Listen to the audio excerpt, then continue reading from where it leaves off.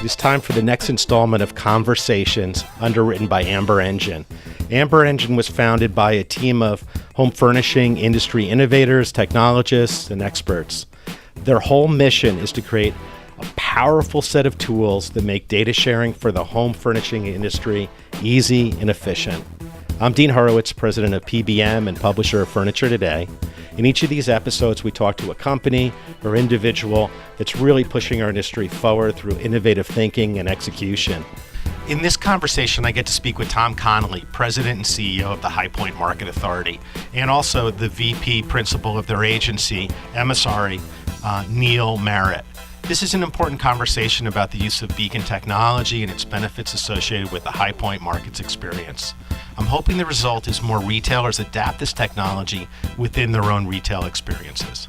Tom, why don't you start off with what your role is with High Point Market Authority, and then if you'd introduce Neil and how you're all working together. Yeah, I'm Tom Conley. I'm the president and CEO of the High Point Market Authority, and with me today is Neil Marritt. He is the co-founder of Emissary. They are our agency, and Neil has been our technical advisor on the High Point Market app. Neil? That summed it up pretty nicely. It's been a good project to work on. It's been a lot of fun, and we're really excited about it. We've got some new updates for the fall. We're excited about that as well. Cool. Okay, so someone going to High Point this year, what are they going to experience, and how is that experience impacted by having beacons?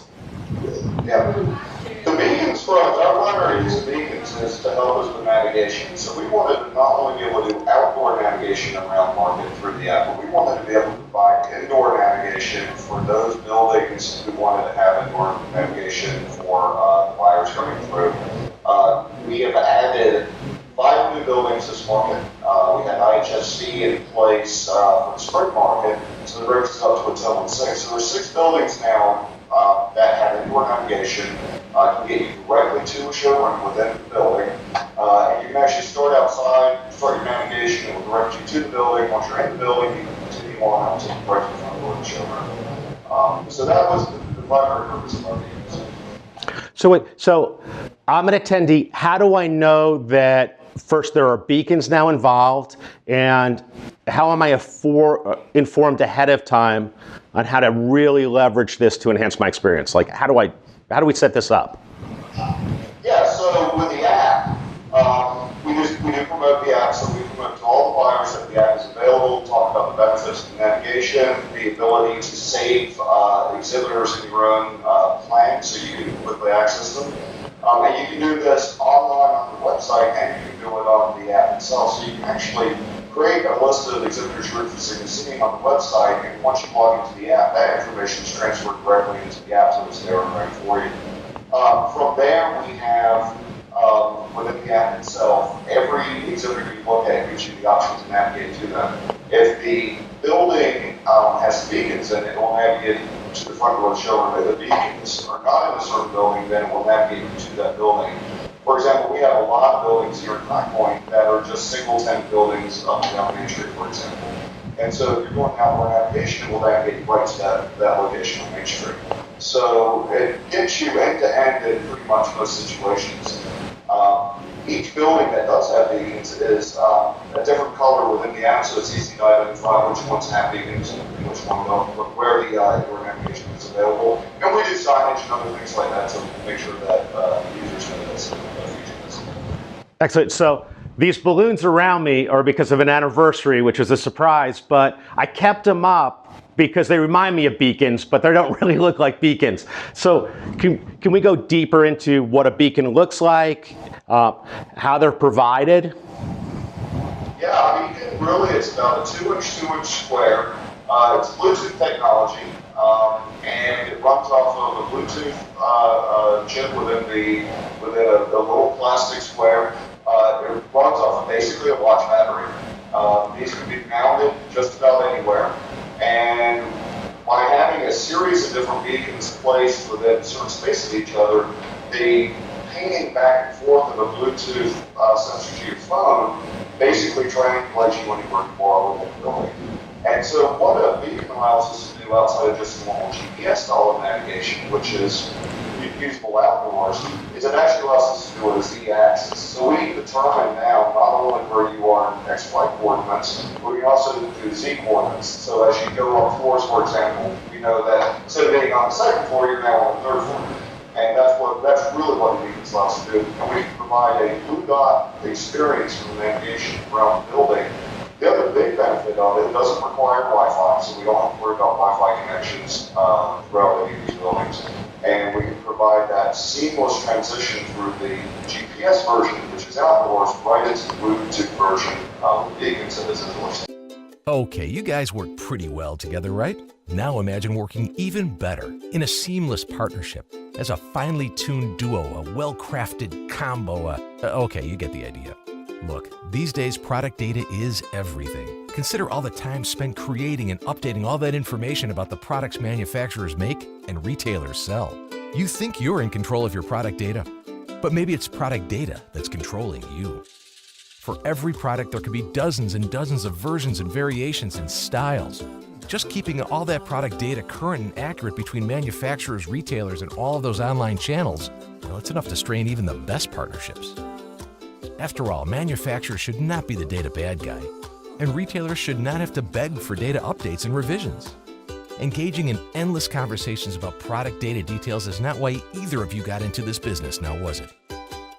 But solving all those headaches is exactly why we did. We're Amber Engine and we're built to make sense of it all, with a product that finally offers a data solution for manufacturers and retailers. All product data, all product imagery, gathered in one convenient portal, so manufacturers can manage and retailers can download data they want in the format they need, driving sales faster and more effectively to their customers better than ever before. Retailers and manufacturers should focus on what makes them great. Amber Engine solves the product data problem and helps make that possible. Get back to remembering why you got into this business in the first place. It's time for you to take control of your products and not let your product data control you anymore. Visit us at amberengine.com to learn more about how your life could get so much easier. Excellent. So, Tom, we have retailers that are going to be watching this. What have you learned from this experience that informs or could inform a retailer on what the opportunity is by using beacons? I think the opportunities for retailers are huge, Dean, and I say that because I've done a little bit of reading up on beacon use other than in trade shows. We interviewed a lot of different vendors when we talked about going into this whole project. And they've been used at airports, and they have been used at hospitals, and they've been used in shopping centers and at retail. So for furniture retailers, I think there's a great opportunity. A few years ago, we heard a lot of talk about showrooming when the consumer would come in, check a price, and then go to their phone and compare price points on a certain style of furniture. If a retailer has a beacon, and as long as that Bluetooth is turned on in that consumer's phone, they'll be able to communicate with that consumer the minute that the consumer walks into the store and turn that whole showrooming issue into a positive experience. They'll be able to place beacons throughout their store. They'll be able to find out where the consumer travels, what vignettes are more popular, what product categories are more popular. So the uses for a retailer are huge. And frankly, the technology, the beacons themselves are very inexpensive. It's the software that surrounds the beacon where you can get into some of that. So, like for a website where you'll have a heat map, as a retailer, you can actually have a heat map of your entire retail store and make product placement decisions off of that and how you set it up and make changes, and you could be testing it live throughout the day. That's exactly right. And you can actually get down to things like dwell time in front of a certain product, things of that nature. So it's very useful from just an analytical point of view. Just to add on to what Tom was saying, in the retail environment, there's actually some really interesting technology coming out in the beacon space that has not just to do with Bluetooth, but they also now have Wi-Fi beacons. So you can put these beacons out, and it doesn't necessarily require a customer to onboard an app at all. Just by adding a phone on them, you're able to get these analytics. So in our case, we use Bluetooth beacons because of the quantity of meetings that we had in place. Ours is focused primarily on navigation. We still get heat mapping and other things like that, but you have to use the app to get that functionality. There are things in retail settings now working off the Wi-Fi where as long as somebody has a button on them in their pocket and they're walking through, you're able to get those analytics whether they onboard the app or not. So some retailers we know have done away with like the price signs. Instead, they're digital signs associated that they can make changes universally, not only at that store, but all stores. So in theory, you could be using this technology and it could influence your pricing throughout the day. Yeah, that's right. Absolutely. You could also go to a situation where you could drive a consumer to check his or her phone to get a price and do instant price comparisons if you want with this kind of technology. It makes the interactiveness of shopping in a brick and mortar store so much more desirable. And for those folks that are complaining about the online retailer, the e-tailer taking over, this is a way for the brick and mortar retailer to combat the online e-tailer. Yeah, outstanding. Very, very interesting. Yeah. Yeah, you combine this with an app. Say you have an app or something along those lines within your store that a customer can bring up and use as well. You could be in front of a certain product, and the consumer could say, "Oh, I'm interested in this. I'd like more information," and just by the proximity or within the product, they could say, "Oh, this is the product," and push the information to your phone, so you'll have more information about it. So there's all sorts of interesting things that you got to know. I've read that heavy trafficked apparel stores are using it for checkout as well now. Do you know anything about that? Yeah, there's more stuff coming down the pipe every day is what's interesting about it. So, the full experience can be delivered to people electronically throughout retail environments. And it's just interesting stuff that's going on right now. Yeah, outstanding. Anything else before we break apart? I think that's, I guess I would report to you that from the April market, we had an extremely good uptake in the app use. In one market, we more than halved the app use from the previous app, which we had for 4 markets. So we're really pleased that the acceptance of this app has been so positively received. And we hope that everybody that used it last market will use it again, and then those that are coming to market maybe for the first time or that didn't use it last market will use it again. The folks that use it love it, and it's very, very useful. Well, I love that we could introduce a technology at the market to overcome some of the finding things and all the, what is it, wayfaring or wayfinding,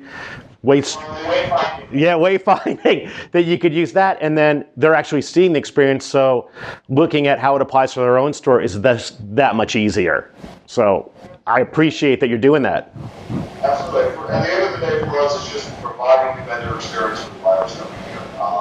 By providing a better navigation, getting people to where they want to go to in the most efficient way possible, and makes your day a little bit easier. You can fit more in. It's really what this is about. We are so respectful of the buyer's time, and we know they're not spending more time, so we want to help to make them as efficient as possible. Because we're also respectful of the huge amount of dollars that the exhibitors spend to put on this great market. So we've got buyers that need things. We've got exhibitors that are spending money, and we want to make sure that the market experience is as robust as it can. Outstanding. Thank you guys very much.